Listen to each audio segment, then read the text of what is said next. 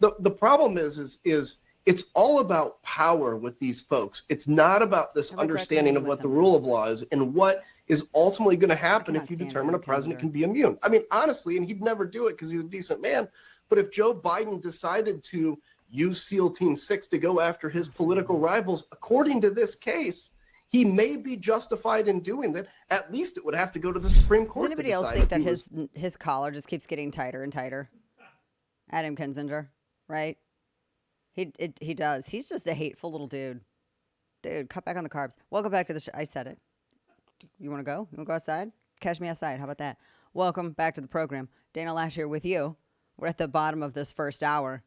And they're still going with that stupid thing. Tell me that you didn't read the ruling or that you have the reading comprehension of a dolphin without telling me that you didn't read the ruling or that you have the reading comprehension of a dolphin. Actually, I'm sorry. Dolphins are smarter, but they are as much of nature's jerks as Joe Biden is, apparently, and Adam Kinzinger, who's trying to compete. So I wanted to share this. One of the guys who broke Watergate, Carl Bernstein, he was talking about Biden's mental acuity because he had a piece that there's a piece out about him on the Hill. He said that it was a horror show. Joe Biden's debate performance said that the sources are trying to say, they're trying to insist that it's a one-time problem, but for real, come on. I haven't made jokes about this. Bernstein said he's been talking to all kinds of sources in Biden's sphere who say they love him, they support him, blah, blah, blah, raise money for his blah, blah, blah. But they said that this is not a one-off. Duh. Like, we don't need to be told this. The media needs to realize y'all don't need to tell us this. We're not morons, okay? We're not your base voters. We know what's happening, all right? They said Bernstein told Anderson Cooper last night that he said that there's been 15 to 20 occasions in the last year and a half when the president has appeared somewhat as he did in that horror show. And he said this, audio soundbite 17. This is how he further described it. Listen. We're clearly dealing with two sets of one person. And it really needs to be explored according to the people I'm talking to. And I think an awful lot of major Democrats believe this, including some who have made statements to the contrary. But this is a problem that's not going to go away unless it's explicable. What? Because it is. I mean, again, it's not a one-off. This is who he is. You can't tell us otherwise. Audio soundbite 13. Jennifer Granholm was saying that it's so frustrating because they keep going. And I said on Fox last night, they keep saying, oh, well, it was just 90 minutes, but he's got a 4-year presidency. That 90 minutes was the epitaph of his 4-year failed presidency. That's exactly what it was. Audio soundbite 13. Jennifer Granholm, Department of Energy, who has no idea how to charge a car, she could even go on a road trip with it. That was a whole other story from last summer. This is her latest stab at the spin. It's just so frustrating that people are automatically willing to dismiss 90 minutes of a bad performance and compared to 3.5 years of an excellent presidency. Okay, can we just talk for a second? What do you think a bad performance is? You think a bad performance is he had a screw up, he got a fact wrong? I mean, is that what you think a bad performance is? Because what we saw was a guy who it seemed like the only other place that he could go was to ants on live television. Right? You know it. That's just saying. There's only one other place to go there. Only one other place. So it wasn't, what do you think of what is a bad night to you? What is a bad night? Because the bad night that we saw is that's what we've been seeing this entire time. He sounded weak. He couldn't speak. He couldn't even walk down steps. He couldn't remember basic details. He had no idea about tone. He couldn't read. It was just an absolute mess. It was a disaster for him. That wasn't a one bad night. It wasn't, I forgot some facts, or I messed up, or I just didn't perform as well in the debate as I thought I could have. This is, oh my gosh, he's seriously not mentally fit. And we know he's not mentally fit. Why? Because the AG, or the IG report, or the investigation the Her report, the transcript, they won't release the transcript. I mean, the House just voted I mean, basically, They won't release the audio. They or released sorry, the the transcript. audio. They released the transcript. They won't release the audio because remember they edited the transcript. They said, "Oh, we took out, like some redundancies, like if he said, a few extra prepositions or conjunctions or something like that." No, I don't believe you because if you remember, what was the finding? Why didn't they charge him? Why did they not charge Biden for the classified doc stuff in his garage? Why? Because they said that he was not fit to stand trial. So we already know that he's not mentally fit. Like, you're apparently not mentally fit to stand trial, but you're mentally fit to be the leader of the free world. How does that happen? So we already have that basis, that standard of measure. So you don't need to gaslight us about it anymore. What we saw in the debate last night, can you imagine sitting down doing a one-on-one? You're interrogating this guy about classified documents, and then you walk away from the interview going, gosh, he's too old and feeble to even charge. That was the conclusion. That's why they never charged him.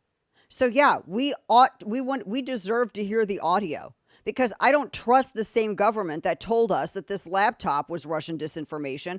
I don't trust the same government that had 30 some odd intel officials lie, they actually lied to the American public and they signed their name on a document lying to the American public. I just want to let you know as we approach Independence Day how far we've come. We had the founding fathers that signed a document declaring our independence from the crown. And then you fast forward now to current era and you have, a handful, several dozen intelligence officials that sign their name knowingly to a fraudulent document and affirm their support for a false premise so that they can protect this guy. That's how far we've come.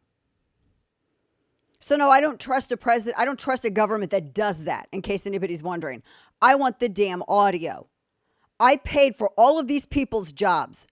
I work my ass off. So do you. We pay a butt ton in tax. I want a return on the investment of my tax dollars, or by God, tea in the harbor won't be the only thing going in there. I want the audio. I am owed it. It is my deliverable as a taxpayer. Give it toeth meeth. I want it. You deserve it. I deserve it. I don't want to sit here and screw around anymore. Give us what we want or get out of the way. You're not going to sit here and hide this stuff from us. You're not going to gaslight this from us. You're not going to do this. So they're all freaking out right now. You see the riots going on in France? They're mad just because the election didn't go their way. The leftists are mad. They don't even know how to properly riot. They stormed the Bastille when the damn thing was empty. This, I'm just telling you, I've had enough of it. Release the audio. We deserve to know what's going on.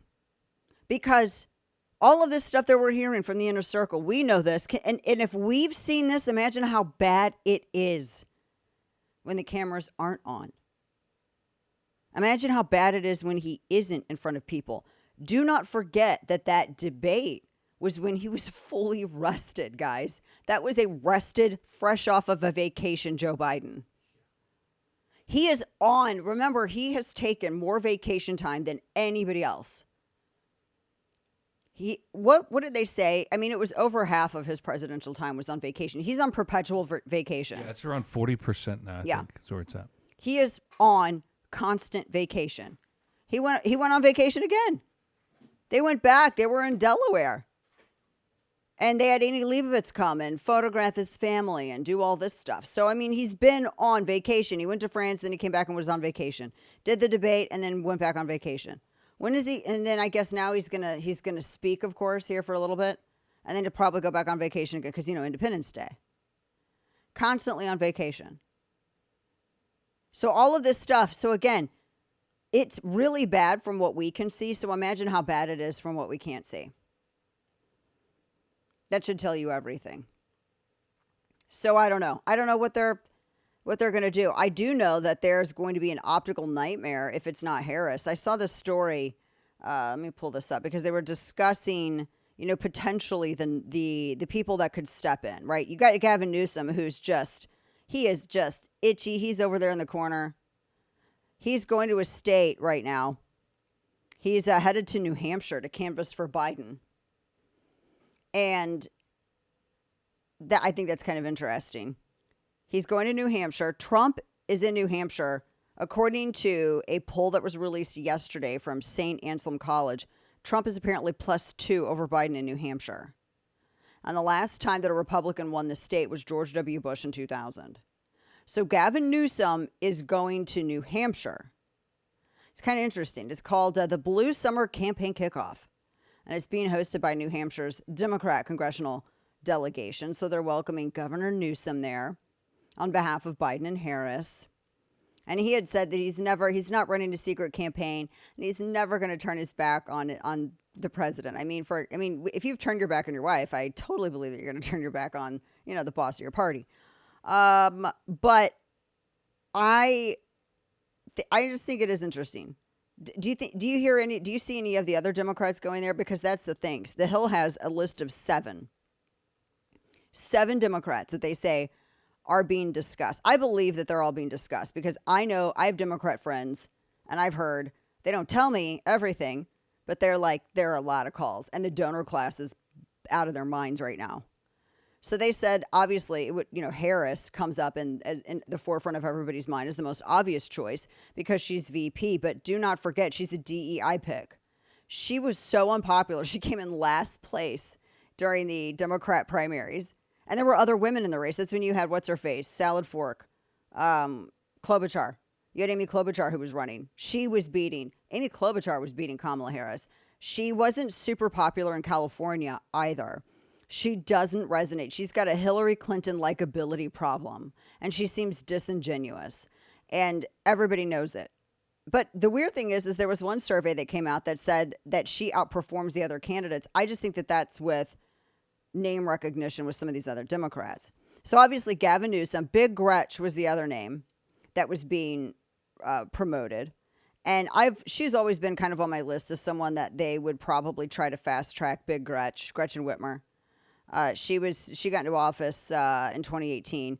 Poot Booty Juice, never going to happen because he's there because he's gay. He is in his position because he's gay.